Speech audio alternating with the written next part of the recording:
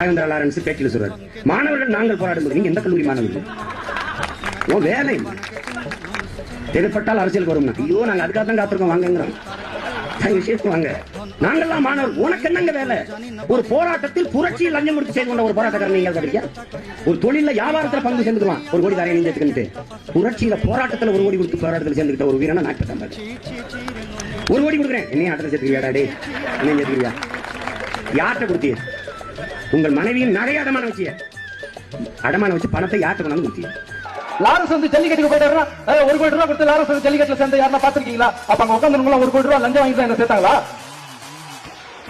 இவர் கணக்கு கேட்கிறாரு வந்து 1 கோடி ரூபாய் யாருக்கிட்ட கொடுத்த, யாருக்கிட்ட கொடுத்த, இன்னைக்கு சொல்லிட்டுமா யாருக்கிட்ட கொடுத்தான்னு.